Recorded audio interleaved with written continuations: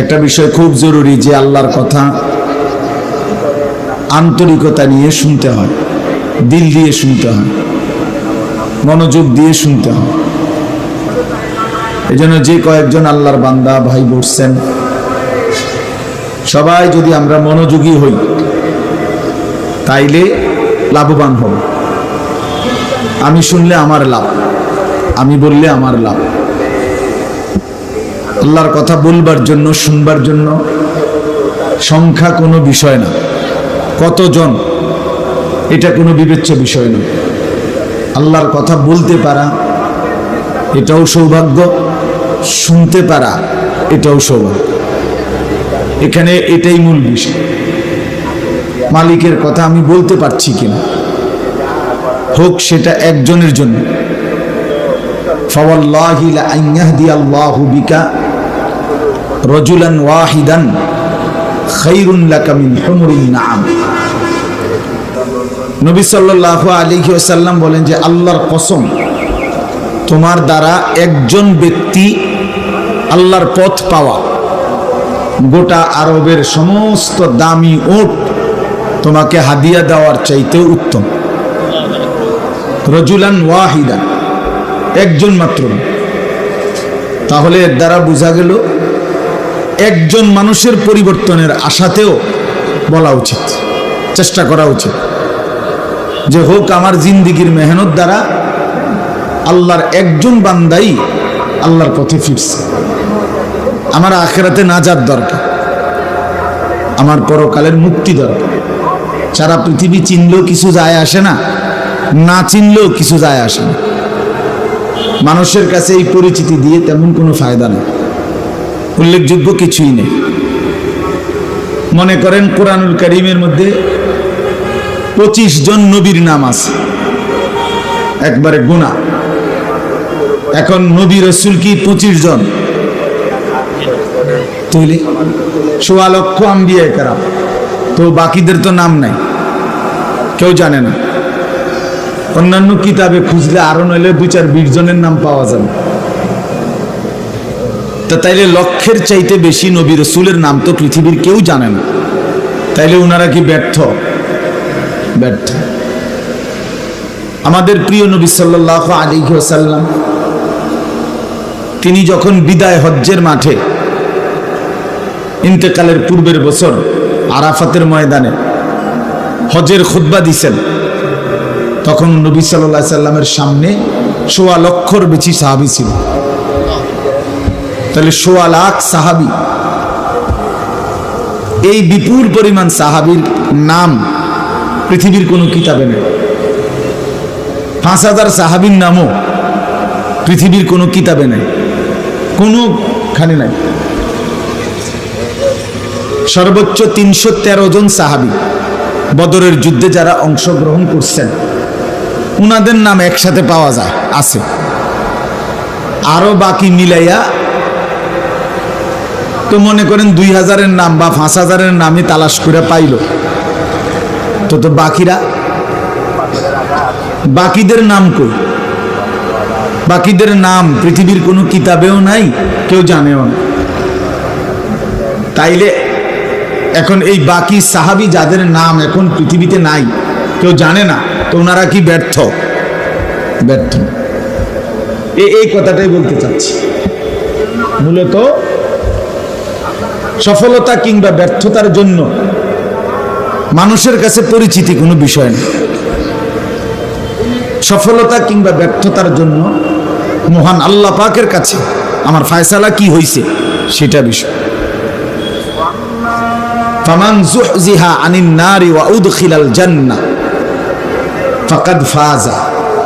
সরাসরি কোরআনের আয়াত।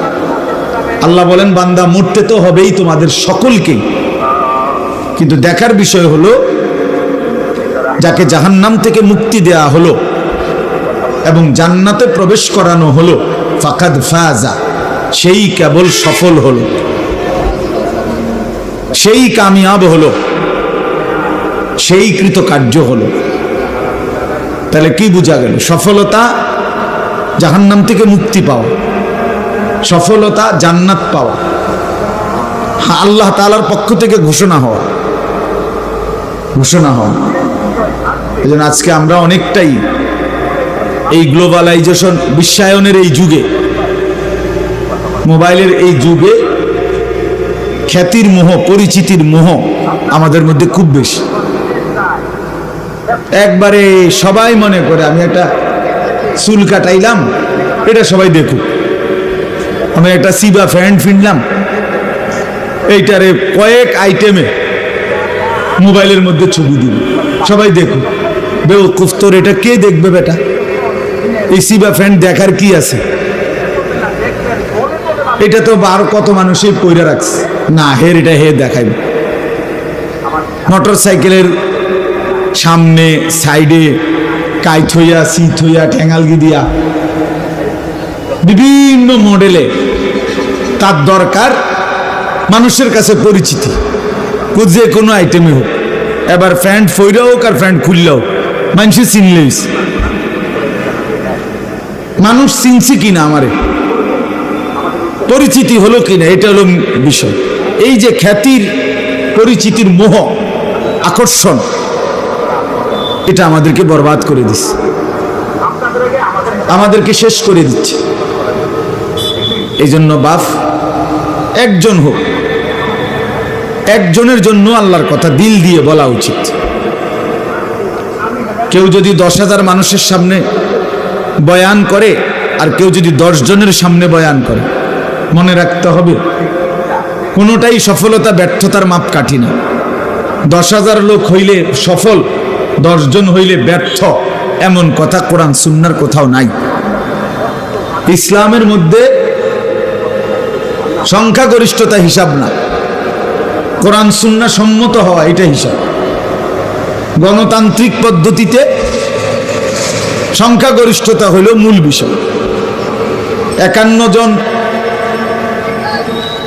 আপনার ভোট দিছে একজনকে, এবারে তারা অর্ধশিক্ষিত হোক অথবা একেবারে অশিক্ষিত হোক, তো 50 জন বুদ্ধিমান বিবেকবান আরেকজনকে ভোট দিছে, এরপরেও 51 জনের ভোট যিনি পাইছেন উনি জিতছে।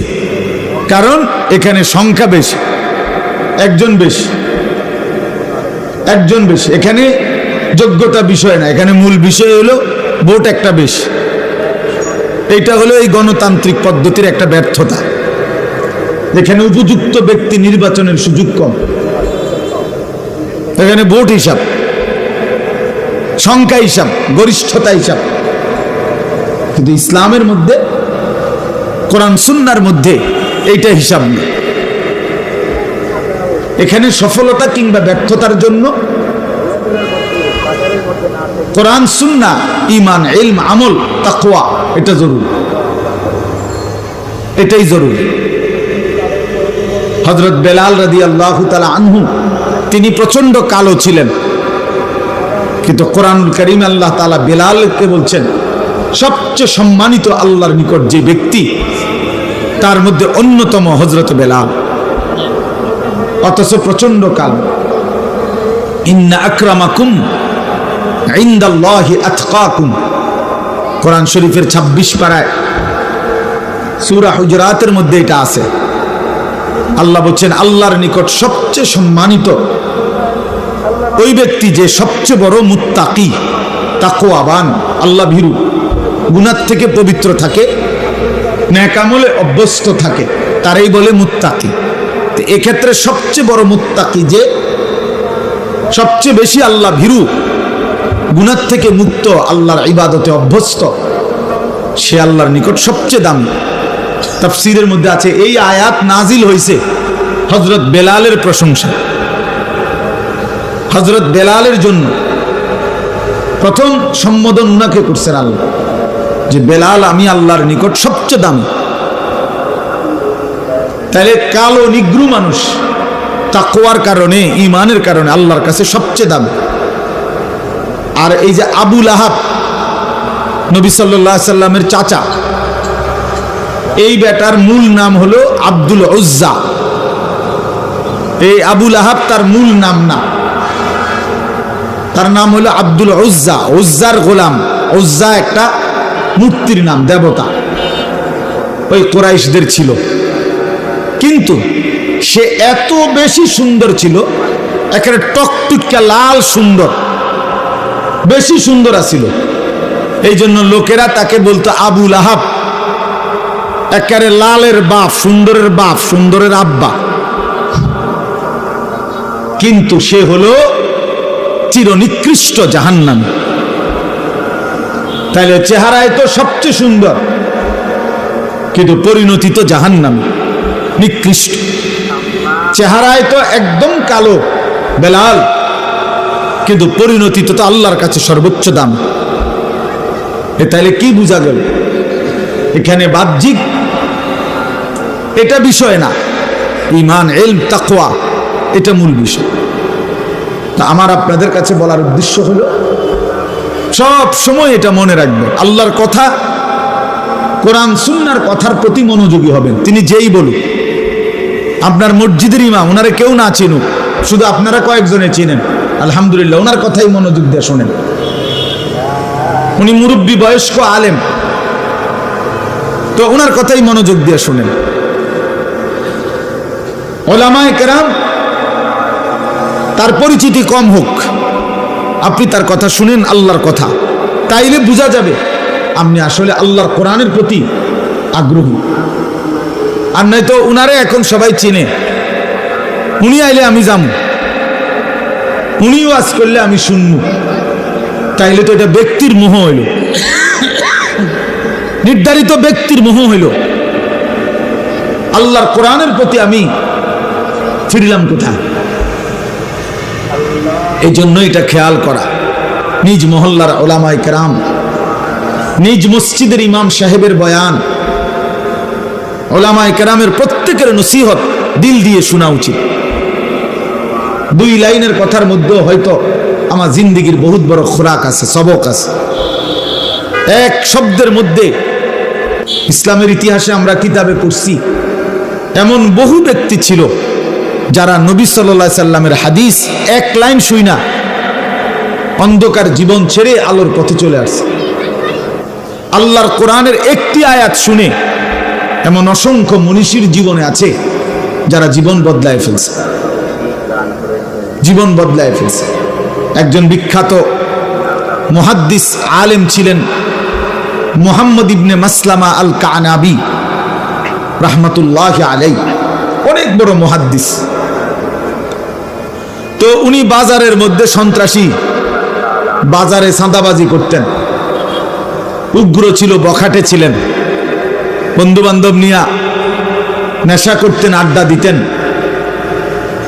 এবং বাজারে উচ্ছৃঙ্খল আচরণ করতেন। একদিন ওই বাজারের পাশ দিয়ে একজন বড় মুহাদ্দিস আলেম যাইতেছিলেন, ইনি তারে টিটকারি কইরা বলছে, এই হুজুর খারাপ, চাই আপনি কি হাদিস জানেন বলেন দেখি, একটা হাদিস বলেন। তো এইটা বলাতে ওই আলেম ইমাম শুবা রাহমাতুল্লাহি আলাইহি উনি নিয়ত করলেন মনে মনে যে আল্লাহ, তোমার বান্দাকে দেখেই বোঝা যাইতেছে উচ্ছৃঙ্খল, বখাটে, কিন্তু শুনতে তো চাইছে আপনার বন্ধুর হাদিস, টিটকারি করে কোক, মস্কারি করেই বলুক, হাদিস তো শুনতে চাইছে, আমি একটা হাদিস বলি, আপনি বরকত দিয়েন। এই কথা বলে বলছে, যুবক শোনো, নবী সাল্লাল্লাহু আলাইহি ওয়াসাল্লাম বলছেন, ইজা লাম তাস্তাহি ফাসনা মা শি'তা, যখন কারো লজ্জা নাই, শরম নাই, তো এবার তুমি যা ইচ্ছা তাই করো। যার হায়া নাই, যার শরম নাই, সে যা ইচ্ছা তাই করুক। নবী সাল্লাল্লাহু আলাইহি ওয়াসাল্লাম বললেন, আমি জানি না, যা তোর যা মন চায় তাই কর, যেহেতু তোমার কোনো লজ্জাই নেই, হায়াই নাই, শরমই নাই। এইটা রাসূলুল্লাহ সাল্লাল্লাহু আলাইহি ওয়াসাল্লামের হাদিস। এই কথা বলে তিনি চলে গেলেন। এই যুবক মুহাম্মদ ইবনে মাসলামা ওইখানেই বসে রইলেন। তো সাথের বন্ধুরা বললেন, উস্তাদ উঠতেন না, চলেন। বুঝছে না, তোমরা কি বুঝছো বন্ধু, এই হাদিস তো নবী সাল্লাল্লাহু আলাইহি সাল্লাম আমার জন্য বলছেন, আমি তো লজ্জা নাই, শরম নাই, যার ফলে যা মন চায় তাই করি। অন্যায় করি, নাফরমানি করি, বখাটেপনা করি, মানুষের উপরে জুলুম করি, জবরদস্তি করি। কাজে আমার কোনো চরিত্র নাই, আমার কোনো হায়া নাই, এজন্যই তো আমি যা ইচ্ছা তাই করি। তো রাসূল সাল্লাল্লাহু আলাইহি সাল্লাম তো এই তিরস্কার আমারে করছেন, যাও ছেড়ে দিলাম অন্ধকার এই রাস্তা। এই এক কথার উপরে পরবর্তীতে উনার কাছে গেছেন ওই ইমাম শুবা, ওই যিনি বলছিল হাদিসটা, উনার কাছে গিয়ে উনার ছাত্র হয়ে হাদিস শিখে ওই জামানার সর্বশ্রেষ্ঠ মুহাদ্দিস হয়েছে। এই এক কথায় জিন্দিগি বদলে গেছে, এক হাদিস জীবন পাল্টায় দিছে। এই জন্য বাপ, আল্লাহর কথা দিল দিয়ে শুনবেন। নিজ মহল্লার ইমাম সাহেব, ওলামায়ে কেরাম প্রত্যেকের কথা দিল দিয়ে শুনবেন। আসরের পরে বলুক সেটাও দামি, জোহরের পরে বলুক এটাও দামি, 20 মিনিট বলুক এটাও দামি, 2 ঘন্টা বলুক এটাও দামি। প্রত্যেকের কথাকেই আল্লাহর কথা যখন বলে দামি মনে করা উচিত, তাইলে বরকত হয় নিজের মধ্যে। আর নাই তো শুধু ব্যক্তি বিশেষের মোহ হইলে এটার মধ্যে জিন্দিগি হয় না। আল্লাহ আমাদেরকে বুঝার তৌফিক দান করেন। মোবাইল যাদের হাতে আছে, দয়া করে এই হাতের মোবাইলটা নিয়ে ব্যস্ত না হইলে ভালো। এইটা নিয়ে আপনি রেকর্ড করলেও হাতে ধইরা কাম হইতো না, আপনার জীবনে সদর বদরেই যাবে। এই মোবাইলের ব্যস্ততা এটা দিলের মধ্যে সারাক্ষণ খসখস করে, সারাক্ষণ অন্তরের মধ্যে এই কথাই আসা যাওয়া করে যে মোবাইলে উঠতেছে কিনা, আওয়াজ ক্লিয়ার কিনা, রেকর্ড সুন্দর হচ্ছে কিনা, ইত্যাদি ইত্যাদি। ফলে আর আসলে এই বেচারা নিজের জন্য কিছুই বুঝে না। যেমন আছে অপদার্থ, এমন অপদার্থই থেকে যায়, বদলায় না। এজন্য 1 কোটি মোবাইলের ওয়াজের চাইতো আল্লাহর কোনো বান্দার সরাসরি কথা শোনা 1000 কোটি গুণে বেশি উত্তম।